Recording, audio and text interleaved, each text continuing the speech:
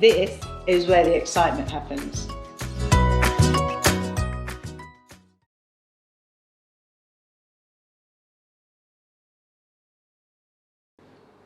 Hi, I'm Elaine from Foodbod Sourdough, and in this video I would like to talk to you all about sourdough starters. We're going to be learning how to make a starter, how to look after a starter, how to use it, how to maintain it, everything that you need to know. Any issues to look out for, the best way to maintain it, everything that I can possibly impart to you, all of the tips and tricks and things that I do in my kitchen that I hope to impart onto you. So our sourdough starters. This is mine, this is my star. Our sourdough starters are the key to everything when it comes to making sourdough. They are what gives us the iconic texture and taste in a sourdough loaf. They are what lifts our dough. They are the absolute structure and mainstay of making sourdough. They're also our babies. And when you have a sourdough starter, they very much become a part of your family. So they become very precious. So my cameraman, James, behind the camera is now looking at me like I'm an idiot. But they're very precious to us, our starters. So in this video, I hope to show you exactly how I keep mine this fit and healthy and fabulous. And this starter, this star, is the basis of everything. So in all my recipes, all my books, everything I do, this is where it all begins.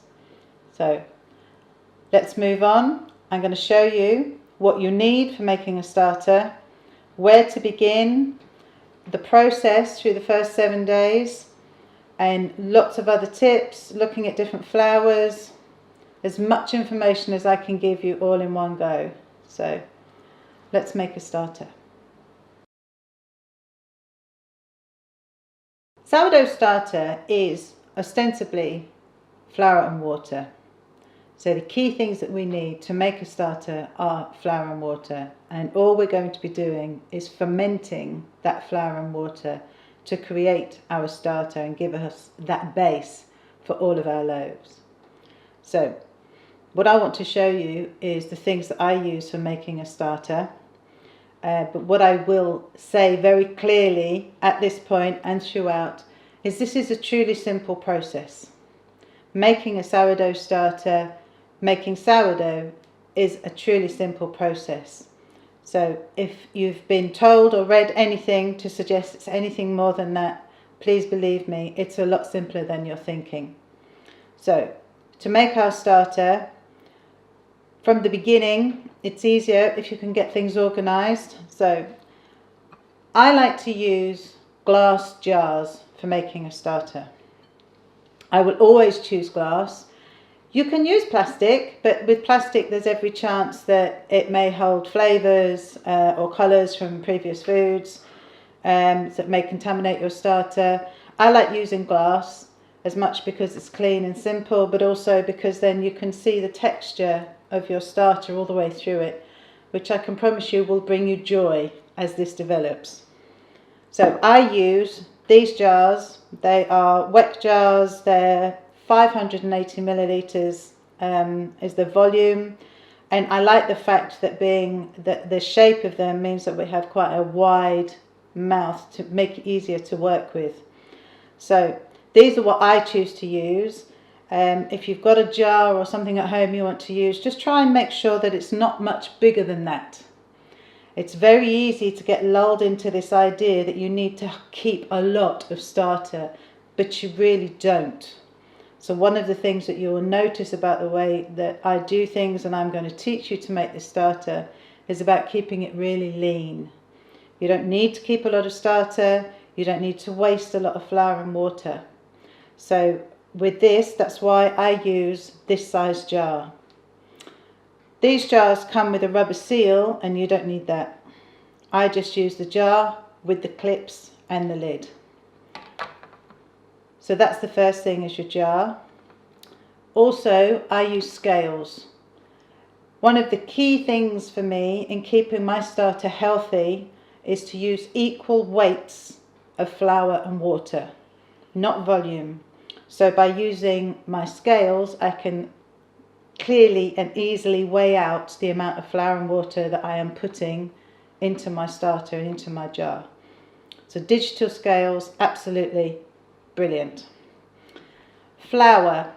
You can use many different types of flour for making a starter. Any wheat flour will work well, but ideally you want to use a strong flour. So what makes a flour strong is the protein level in the flour. So you may see a bag that says bread flour or strong white flour, and these terms are referring to the protein content of the gluten in your flour. So that sounds more complicated than it is. An easy way to check that is to look at the bag. So in some countries it will state on the front of the bag, bread flour 13% protein. In other countries, so like in the UK where I am, it doesn't state that on the front of the bag, but it will show the protein level in the nutritional value of the flour. So ideally we're looking for a flour that is 12.5 to 13% protein. So on your nutritional table of the flour, if it says it's 12.5 grams of protein per 100 grams of flour, that's absolutely fine. In other countries they show it per 30 grams. So it might say 3 grams of protein per 30 grams of flour. That's absolutely fine. If you can start this process and making your first starter with a good quality strong white bread flour, it's a really easy way into this. You could also use a wholemeal or whole wheat flour. You could use a whole wheat spelt flour. There's lots of different ones you can use. As a starting point, I would either go with strong white bread flour or a whole grain flour, whole wheat or wholemeal, depending what country you're in. When I first started making my starter, when I was introduced to making one, I was told to use like a plain flour. In this country we use plain flour to make cakes, things like that, and it only had 11% of protein. When I switched up to using the strong bread flour, it made all the difference. My starter behaved completely differently, was a much stronger character, so it's definitely worth investing in the strong flour. If you have a range of flours in your kitchen or a range of different costs of flours available, I would always invest in the best one for your starter, because that is the mainstay of everything for your sourdough. So we've got our jar, our scales, our flour, water. It may sound crazy for me to say that you need to have particular water. You don't. It doesn't need to be blessed by the heavens, but you do need to keep in mind that the type of water that comes out your tap might affect your starter. So here I can use water direct from my tap. It's not a problem. In some places it can be quite heavily chlorinated, which starters don't particularly like. If that's the case, or you're not sure, fill a jug with water from your tap and let it sit on the side for 24 hours and the chlorine will evaporate. Alternatively, if you've got a filter, that's fine, or you can boil and cool some water in readiness to use it. For stirring your starter, mixing, I use stainless steel spoons. It's absolutely fine. Again, I wouldn't use plastic or wood because they can have other flavours and foods ingrained in them. And this little thing here, this is my room thermometer. I have these all over my kitchen because what we'll talk about is how weather and temperature affects making a starter. Again, it sounds more complicated than it is, but it really isn't. It's about how the cold slows things down and the heat speeds things up. And it's just worth having one because this will really help in understanding what your starter does, but it will also help as you start to make dough for you to be able to manage that in your kitchen. So room thermometer, the one I've got, will show what the temperatures have been across 24 hours as well, and that really helps. So we're set up, we've got everything ready to go, so let's get on and make a starter.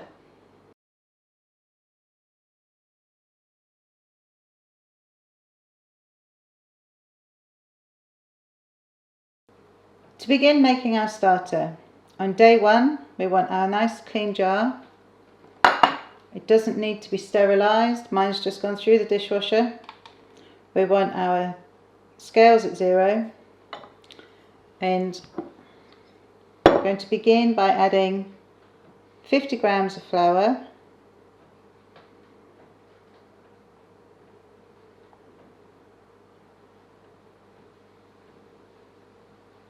oh, look at that, yes, and 50 grams of water.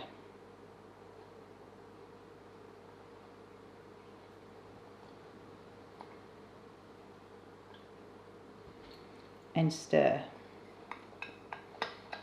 So at this point, all it's going to do is make a thick paste.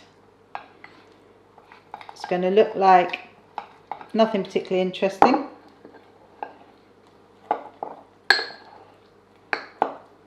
If I can show you.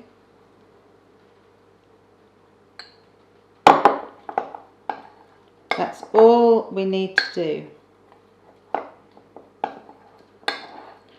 I like to keep my jars clean, particularly fastidious and things like that, because it makes me happy. I always have 2 spoons available because I always have one to scrape off the other. So that's all it needs to be. Just a nice rough mix. So it's a bit of a bouncy paste. And all we're going to do is put the lid on loosely, so you don't need the clips. I would stand here for ages scraping these off, but I'm going to use them again, so I won't bore you with that. I'm going to put the lid on loosely and leave it like that. So you don't need the clips, it doesn't need to be any tighter, it doesn't need to be particularly like that. We can just, especially with these jars, just leave the lid as it is. And then that is just going to sit on the counter. I would aim to go through this process at feeding and working with your starter at the same kind of day every day if you can, but it also doesn't matter if you do it at a slightly different time one day. Starters can't tell the time, it's going to be fine, but if you aim to do it around a similar time, you know, it just gives it a chance to do its thing. So this is day 1 of our brand new starter. And of course what you could do now, if you want to, is give it a name, because that's all part of the fun. My starter is called Star, because I like stars, not just because it's the first part of the word, but if you want to think of a name, it just all helps a part of the fun of it. So there we go, that's day 1 done.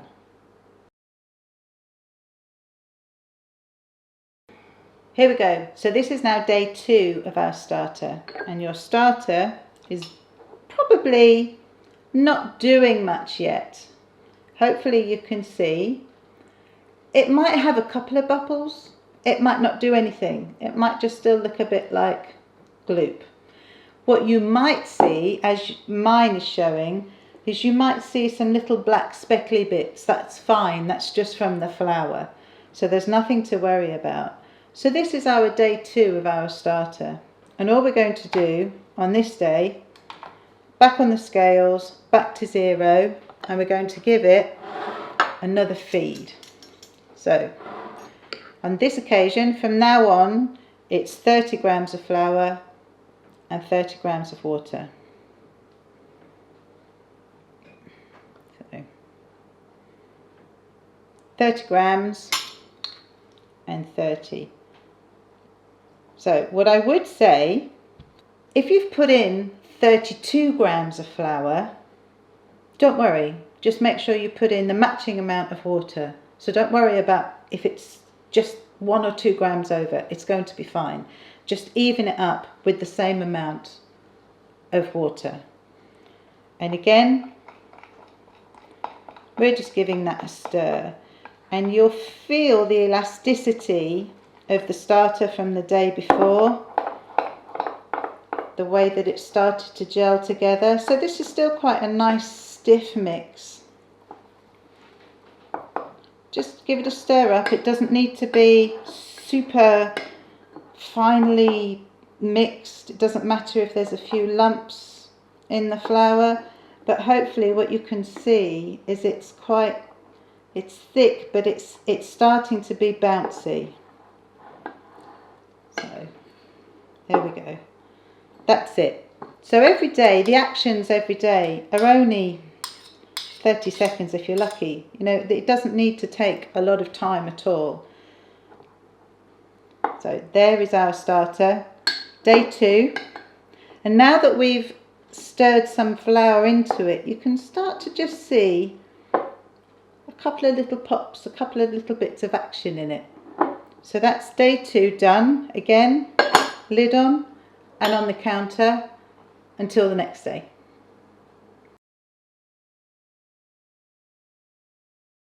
Now we're on to day 3. What you'll start to see here is a few more bubbles. Now, sometimes on day 3 you get a really big flourish of growth. Sometimes that's day 4, which you'll see in the next part of this video. So my day 3 at the moment, my starter is looking like this. There's a couple more bubbles. There's not much else going on. So again, I'm going to put it on the scales and we're going to feed it. We're going to do 30 and 30. And all we're doing is giving it some more food and some more energy to start building up its strength and turn it into what we need it to be. Something else that I think is worth clarifying, I get lots of messages from people making sourdough, making starters, looking after their starters, and often I'll get a message from someone saying, I'm making my new starter, I'm on day 4, but I've forgotten to do day 4, can I just do day 5, or I think I've skipped this bit. It's fine. Just keep going with the process. If you've missed a day, don't worry about it. If you've confused a day, don't worry about it. Just keep on going and follow the steps. Because the starter doesn't know. It will be fine. So now we've got a bit more in the jar. As you can see, it's still lumpy, not as tight, but again we've got a nice mix in there. Stir it up. Oh, you can start to smell it as well. You're starting now to get the fermented smell. And like I said, on your day 3, it might be a real whoosh. You might have found it's grown a lot more and it smells a lot stronger, which you're going to see in my next one. But you can start to smell sourdough. So there we go. Lid on, back on the counter. Here we are on day 4. Now this is where the excitement happens. Look at that. Look at the texture. Look at the growth. I mean, it's, now you can see the starter happening. So like I said, this might happen on day 3, might happen on day 4. It will be around this time. Now, depending what kind of flour you've used, you may also notice a very strong smell at this point, because that's the fermentation happening. So even from day 2, 3, 4, it can smell really strongly. Mine tend to smell like paint. Depending what flour you use, you will get a different smell. Some of them can really smell quite unpleasant, but go with it. It's part of the process. But I must also clarify at this point, depending on what flour you use, you will get a different look. So if you're looking at the video, you're watching this as you're making it and you're thinking, mine doesn't look like that. Please don't worry. They're never all going to look the same. Starters all depend on the kind of what flour you're using, the water you're using, your environment, will all make a difference to how it looks and responds and behaves. So try not to focus on the look of it. What we want is growth, and that is what we've got here. So if you see how much this has grown, this is what we want by this point, because that growth is telling us it's fermenting. So the really sad bit now is we need to remove some. So this is when the word discard comes in. If you read anything about sourdough, it will talk about discarding. You'll see discard recipes. I keep everything I do very efficient. So there's only a couple of points in this process that I would discard anything. And this is going to be one of them. And one of the reasons we do that is to keep the starter lean, to keep it efficient, but also so you don't build up that huge amount. If you have too much starter, if you start building up a huge amount of it, it will become sluggish. There will be too much work for it to do. Plus you will be using a huge amount of unnecessary flour. So the way that I do things is there isn't all of this unnecessary discarding. So there's not too much waste. So at this point, all we need to do is remove half by eye. And what I would do is I would keep it in a separate bowl, because you can still use this. So whatever we have to discard along the way, keep it and then use it to make some pancakes or use it for something. Don't start keeping it. It's very easy to become very precious about these bits of starter and want to keep them. Believe me, when I first started making sourdough and making starters and trying all this, I had endless jars of different starters in my fridge. Can I interrupt? Can you share it with a friend? You could. Very good idea. James is getting in my head. Yeah, that's the alternative. You could spoon this out into another bowl. You could keep feeding it, so you could gift one, or you could give that to a friend and say, right, carry on the process with me. So yes, that is a perfect alternative, because you've already done some hard work on this, so keep on sharing it. One of the beauties of sourdough is sharing it. So that is a brilliant idea. Thank you very much. Top marks. So what we're going to do is remove some. I'm going to put it in another bowl so I can store it. So this is a very sad time, but it's worth it. I promise it's worth it. So all I'm going to do is remove half and put it into another bowl. Oh, look at that. You can see even in the spoon full of starter, the bubbles, and you see the action just from stirring it. You can see the life in it. And it's thinner now. You can see that the texture feels thinner because it's aerated, because of all of the air that's gone all the way through it. Oh. Okay, that's going to bother me because I'm like that, so I will wipe the jar clean. And something else to say, actually, whilst I think about it. With your utensils and anything you use to make starter, clean them immediately, because this stuff dries like cement. You won't get it off in the dishwasher. The best thing to do is either wipe them down as soon as you've finished using them, or put them in cold water. You need cold water to soak it off, not hot. The hot water will literally just cook it on. So here we go. We've removed half and we're going to feed it again. So we're going to go 30 and 30. There we go.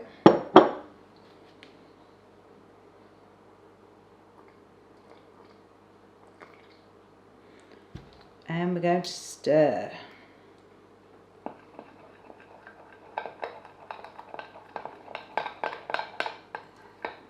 And this is quite a bit slacker now. It's quite easy to stir. Again, doesn't need to be super smooth.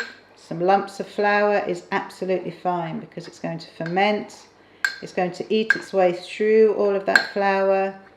You know, think of this as its nutrition. Yes, you're giving it the same food every single day, but it's going to be okay with that.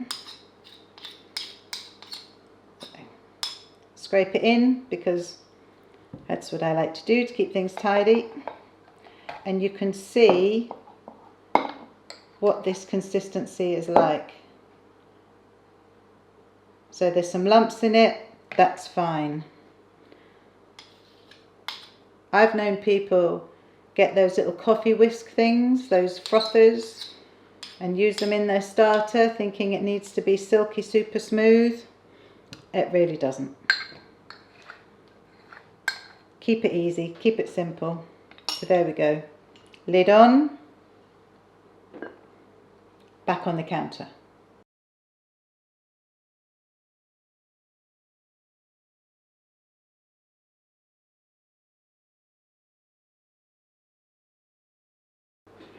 Here we are on day 5.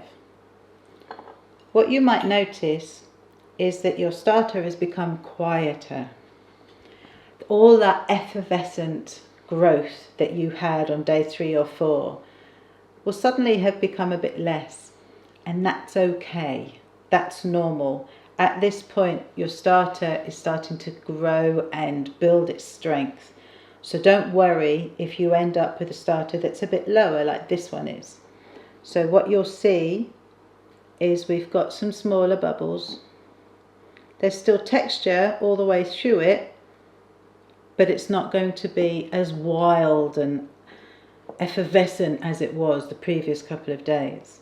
And if you're using a different kind of flour, you might not get that effervescence at all. If you use a whole grain flour, you'll get a completely flat surface and the texture is further down. So we are now on our day 5, and all we want to do is just feed it today. So we're going to give it some extra, as usual, 30 and 30. Don't ask me why I do 30 and 30, it's just what I did. When I first started making them, it seemed to me to be a good quantity, plus it works well with keeping it at a nice level. Stir it up. Again, doesn't need to be anything too super smooth. You're going to really start to get the smell coming through. You're going to start to really smell what the sourdough is like. So here we go. Again, it's quite lumpy. Think about a thick pancake batter, something like that. If at this point, or any of the points along this process, your starter is becoming quite thin, that will possibly either be because your flour isn't strong enough or it's warm in your kitchen. When it gets warmer, when it starts to get over, say, 20, 22 degrees, your starter will start to work faster, which will make it thinner. If that is the case, do not fret, all is not lost. All you need to do is top it up with just some flour and bring it back to the thickness it was before. So you're just giving it more food to work at that faster rate. A really key thing to know with starters is they are extremely resilient. They're actually very hard to kill. And it can be quite a fear factor when you first start making a starter. I get lots of messages from people going, "Oh, have I killed my starter?" It's really unlikely. They are really quite hard to kill. The only time that your starter probably needs to be given a very sad burial is if it has got mould. And mould on a starter tends to be either orange or pink. If you've got green furry bits up the side as well, that ain't so good. But you can also make sure that that doesn't happen by scraping it down, keeping it clean. So whilst we're on the counter, we've just got the loose lid so that we can let any gases out that it's building. When it goes in the fridge, we'll have the clips back on so that it doesn't get contaminated by anything. But another thing to keep in mind is fruit flies love sourdough starter. So if you start to get that problem at all, then make sure that you've got maybe a mesh cover over it or something whilst it's developing.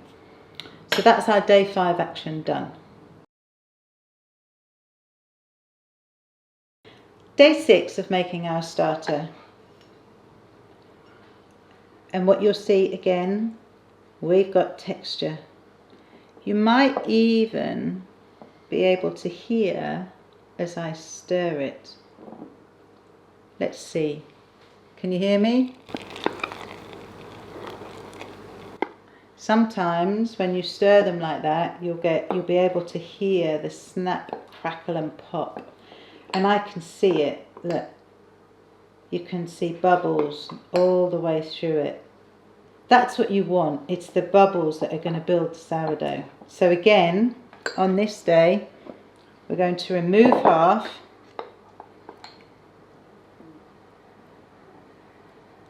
And then feed it again.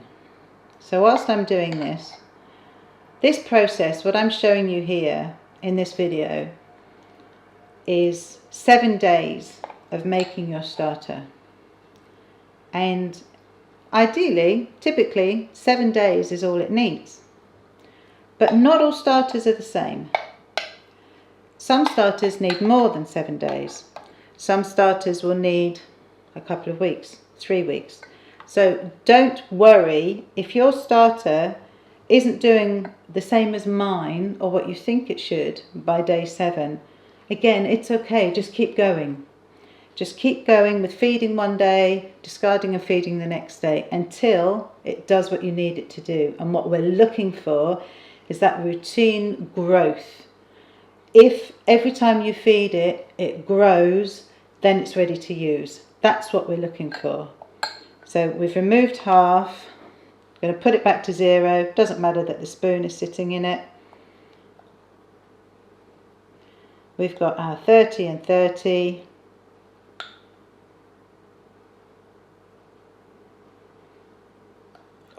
That just done, and then we're going to stir up again.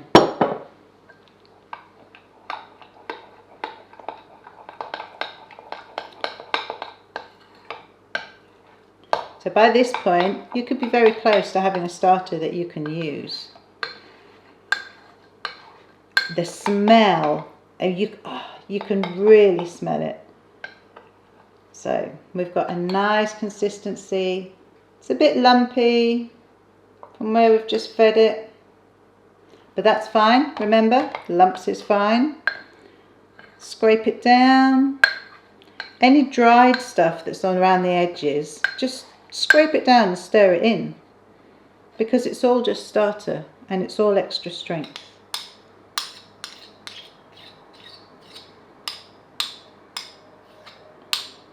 Scrape them off just because that's what I do. Lid back on and back on the counter. And with the discarded element that you've got, put the lid back on that until you decide what you're going to do with it. You can just put the lid on and leave it in the fridge. So there's our day 6 done, back on the counter.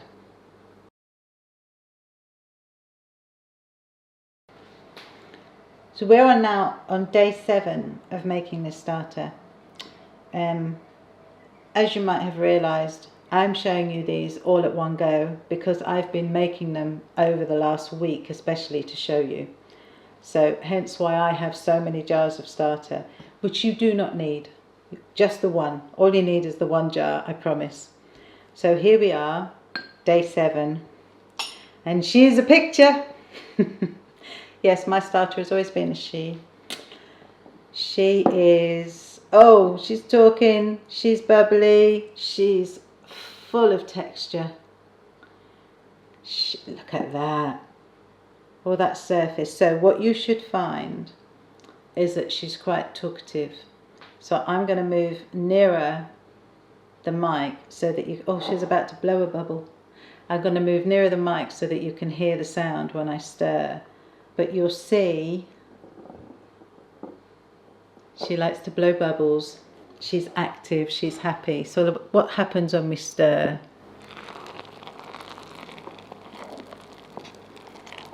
Look at that. And that is our lovely, happy, textured starter. And that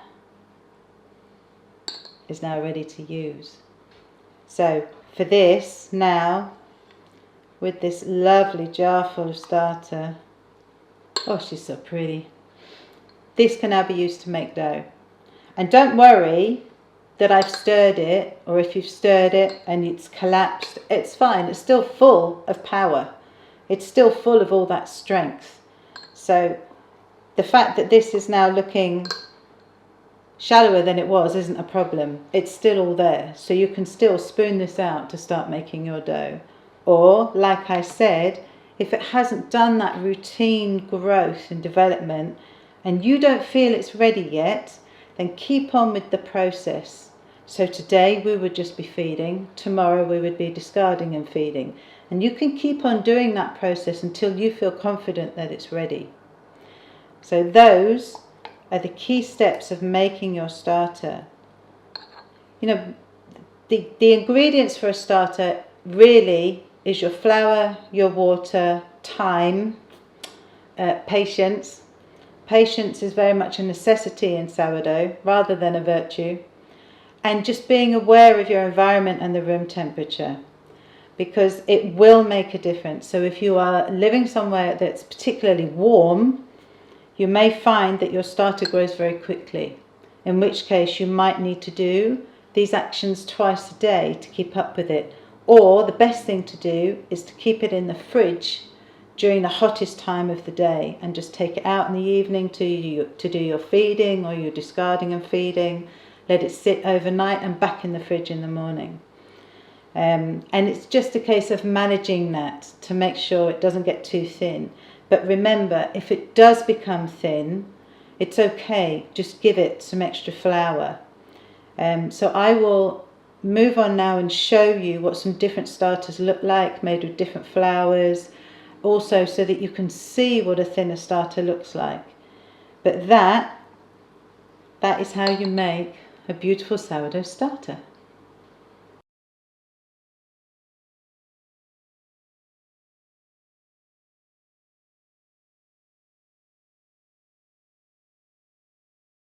A couple of things to show you along the way.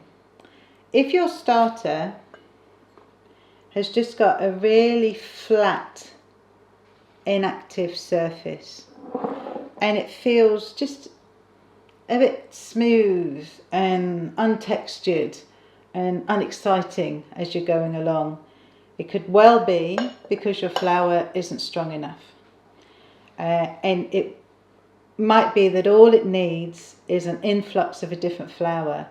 At any point in this process, you can change the flour you're using. It will be fine, and it might even like it. So if you think that something isn't working right, try a stronger flour, try a whole grain flour, or what might be worth doing, which I often suggest, is take the starter you've created and split it in half, put another half in another jar, and feed them both different flours and see which one it likes. Because sometimes it's just all it needs. It's just a change up of the food. If it's flat, it's just got a really flat surface, teeny tiny bubbles, not doing very much. It might just be that it just needs something changing. Typically the flour, sometimes the water. Okay, so the best thing to do is to have a try and have a play with it and try and figure out what the thing is. But the thing to remember is it's just flour and water. It's just fermenting flour and water. So there will be an answer. And don't be too precious about it or too scared. It's very easy to worry about our little babies. But I promise, as I'll keep saying, they're really hard to kill. So the other thing to show you is if a starter gets hungry. So what you'll typically find is a hungry starter will have a layer of dark, murky water on the top. I tried to make one really hungry to show you that, and I didn't quite manage it. But if you are living somewhere warm or you haven't used your starter for a while and you get it out and you notice it's got this layer of murky water on it, again, it's fine. It's not ruined. It's just hungry. And actually, if you stir that in before you feed it, what you do is give it extra flavour. Because the reason it's created that murky water is because it's been over fermenting. It's been desperate for food and it's kept fermenting, wanting to eat. So it's separated and produced this water. And that will be really lots of extra flavour from that fermentation. So if you stir it in and then feed it, what you'll find is you've given it some extra flavour. It may also end up being a little bit thinner at that point, in which case give it extra flour. So this is a hungry starter, and what you'll see, look, there is very little to it at all. So what that would need, and yeah, it's just like a drink. It's like milk. All that would need is some extra flour to thicken it up. And this isn't going to, there's no magic formula of how much you need, of how much flour you need, because you're going to need to do it by feel. Because what you need is enough flour to thicken it up again, to take it back to the texture that it was. So on this occasion, just put in the flour, thicken it up again. You can add a bit more if you need it. Let it respond and grow, and then the next day you can discard some, you can cut it back down, and you can carry on with the process. So see, that hungry starter, I've now thickened it up again. So it's still got all that life and strength and flavour in there. And we're just going to leave it to grow again and do its work. So that's all you need to do if your starter becomes like that and gets hungry. Another thing that can happen is if you live in quite a dry environment, sometimes your starter can end up with quite a dry surface. And what that dry surface will do is stop it growing from underneath. So if that's the case and you live somewhere quite dry, scrape the surface off. Make sure you keep it well covered. In this instance, you might need the lid and the clips to stop it from drying out. But if that keeps happening, just keep removing it. All that's happening is the surface is drying out, and therefore it's stopping it from growing because of that extra weight. But again, these things can all be fixed. And what I wanted to show you as well on here, discarded starter is not dead starter. It still has life in it. So this is discarded starter that I've collected across the week as I've been making these. And you'll see still incredibly textured and active, because it's still just starter. It's just unfed starter. So don't worry about the title it gets given of discard. I find that quite negative. My beautiful starter, no part of it is discard to me because it's still precious. So it's still starter, it's just unfed.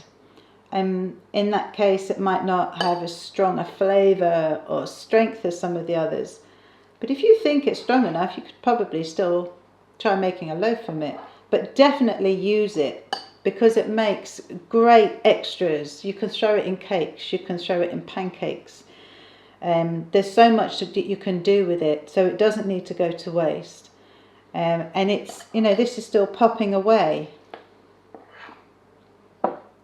As you'll see, I very happily spend a lot of time stirring my starter because they're so pretty. Because it brings me so much joy. So I hope that you will feel the same way about yours as time goes on. And don't worry about the stirring it. You know, I'm not hurting it. It's still there. It's still all of that lovely fermented flour and water. So let me show you now what a whole grain version looks like.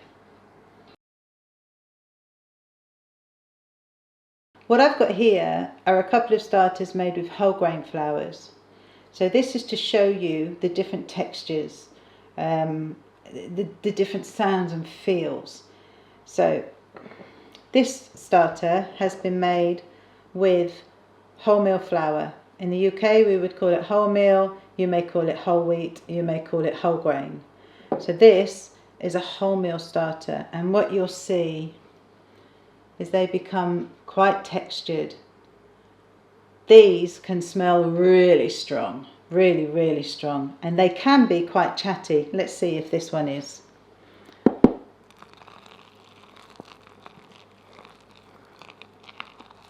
I hope you can hear that. So that's, as I'm stirring, that is the bubbles. Look at that. That is the bubbles all the way through this beauty. Look at that. For all the years I've been doing this, I still love it. So that is our wholemeal, whole wheat starter. Make it in exactly the same way as the white one. Use it in exactly the same way. What you might find is it imparts a stronger flavour. If you want sourdough with more flavour, often using a whole grain starter is the answer. This one, again, slightly different. This little beauty is a wholemeal or whole wheat spelt starter. So you can see it's just a bit more pink. There's a lot of texture. And this would look quite similar if you were using a rye flour. This little beauty, this one should be quite chatty. Let's see.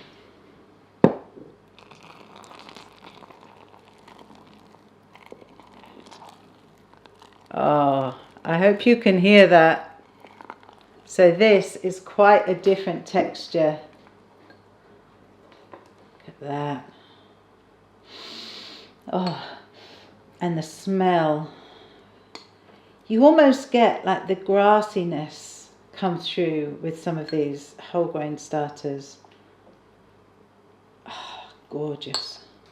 So that's just to show you the different textures that different starters might have.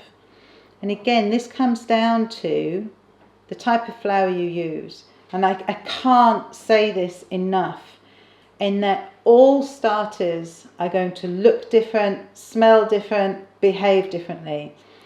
You could take a starter from my kitchen that smells and looks a certain way, start using it in your kitchen with your flour and water, and it will start to take on the characteristics and idiosyncrasies of where you are and your flour. So it makes a difference wherever you have them, whatever you're using in them. And all that matters is that they work. That's the key thing that we want them to do, is to work. So don't focus too much on, but mine doesn't look like yours, because that will drive you crazy. Just look for the growth. That's the key thing. And if you find that difficult to judge, when you've fed your starter, take a photo. Take a photo of what it looks like when you've fed it, and then take a photo of it later on to see how it looks by the time you're finished. So I'm going to feed my star now so you can see how much I keep and where my starting point is for all of my recipes.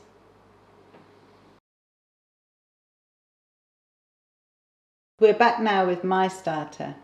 So this is my little star from the fridge.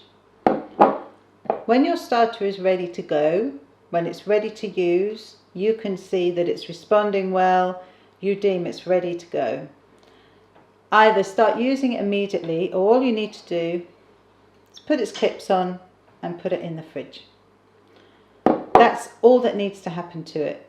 The fridge, the cold of the fridge basically puts it to sleep. It will stop it from fermenting, it will stop it from overworking, it will stop it from trying to explode out of the jar. So that's all you need to do to store it. And that would be exactly the same whether you are going to use it once a week, twice a week, or you're going on holiday. You don't need to worry about your starter. So I use my starter once a week. It doesn't need feeding in between times. It doesn't need anything doing with it at all except being asleep in the fridge. So when your starter is ready to go, put your clips on, put the lid on, depending what jar you've used, put it in your fridge. And that is it. That's all you need to do until you are ready to use it, or till you want to use it. So after this point, no more discarding is needed. You don't need to go through that process anymore. If you read a recipe that's called a discard recipe, or a recipe that's using unfed or discarded starter, Just feed your starter for the purpose. It's all just starter in a different name. So if you have a recipe you want to make that's called a discard recipe, see how much starter you need and feed your starter to do that job. That's all you need to do. So your starter's ready to go. Stick it in the fridge until you're ready to use it. When you're ready to use it, get it out the fridge and feed it for the purpose. So when I'm going to make my bread, I get my starter out the fridge in the morning. I feed it, I let it respond, I use it later in the day. There's different ways you can do that. There's different time scales. I've got various ones of those in my book. There's various ways I do things, but that will be in another video. That comes along with making the dough and how you're going to time that. So for me, I will take it out in the morning, I will feed it ready to use later in the day. You can feed it direct from the fridge. You can sit it out on the side, let it warm up a bit.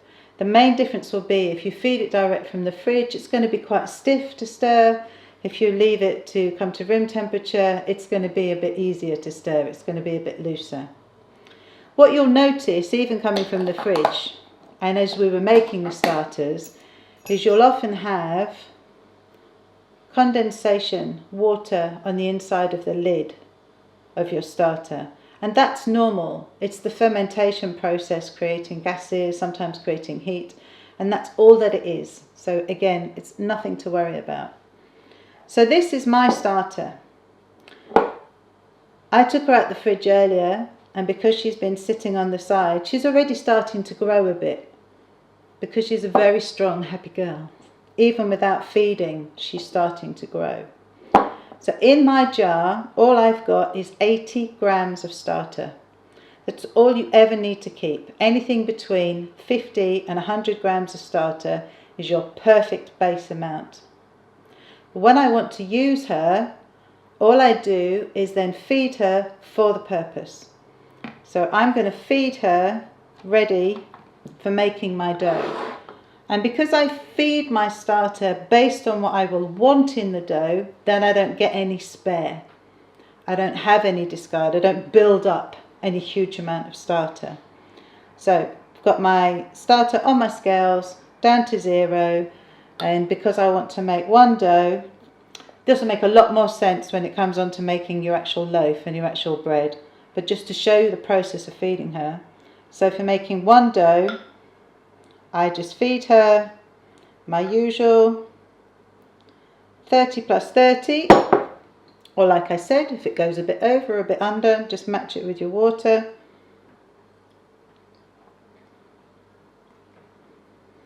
Here we go. Flour and water and stir. Doesn't need to be particularly smooth. No special magic to it. Yes, I scrape things down all the time because that makes me very happy. Nicely lumpy. Here we go. Nice thickness. Doesn't need to be any more than that. And then the lid will go on. I leave her lid on just loosely on the side until I'm ready to use it. And what I'm looking is for that to grow up to that. Once I know that she's grown, she's active, she's responded.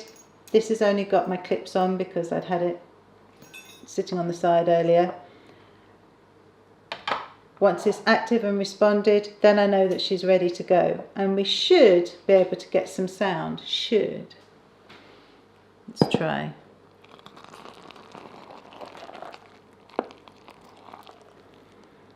There. And we've got all of that.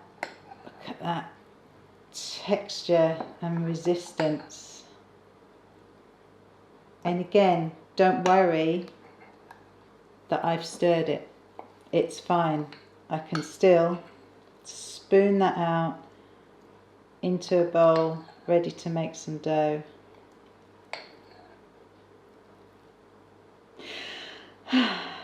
And I will clarify again, I only have a couple of jars or all these jars to show you the process.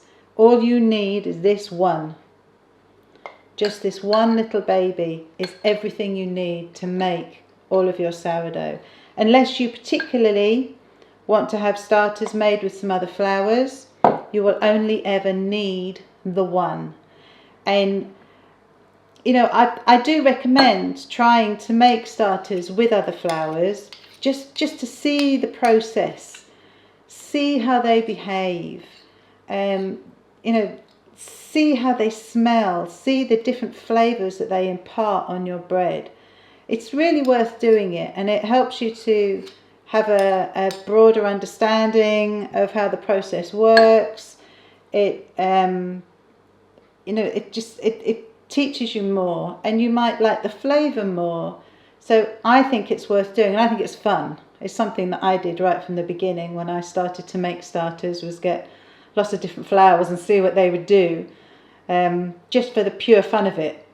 Sometimes you can make them as well by putting different liquids in. You could put milk in, you could put beer in, you can see what you can do. But from the beginning, just follow the steps with your strong white bread flour and your water. Follow the steps and just keep going through the process, and don't worry about what it's doing along the way. All we need it to do is get to a point where it's going to respond, it's going to rise with its feed. Then we know if it can lift itself, it can lift a dough. So I'm going to put my lid on my baby, and I'm going to leave it to do its very lovely thing.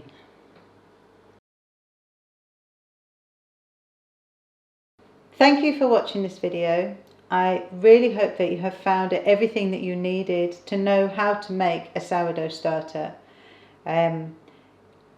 This is just such a wonderful thing. I love making sourdough. I love being able to share it with people. And if you have any questions along the way, anything you need to know, anything you're worried about with making your starter, please get in touch. That is what I'm here for. So with your starter, once it's ready to go, you are well on your way for making some beautiful loaves of bread. And again, I will say again and again, I promise it's so much easier than you might be thinking, or you might have been told, or you might have read. Everything I do where sourdough is concerned is share the pure joy and simplicity of making it, because it truly does not need to be complicated. It can fit in with your life. Whatever your lifestyle is like, whether there's family, work life, whatever there is, making sourdough can fit in with that. And it's such a fulfilling thing to do, quite apart from the fact of making your own fabulous, healthy, tasty bread. It's pure satisfaction and joy of it is, for me, that's the biggest part. I enjoy the making it, probably more than anything. And of course, there's the eating it too that we get to do. So thank you very much for choosing to watch this video, and for using my steps to make a starter. I would like to say a huge thank you to the wonderful James, who's behind the camera and making this happen. A big thank you to my dog for managing to stay pretty much quiet through the whole thing. You might have heard the odd tip tap in the background.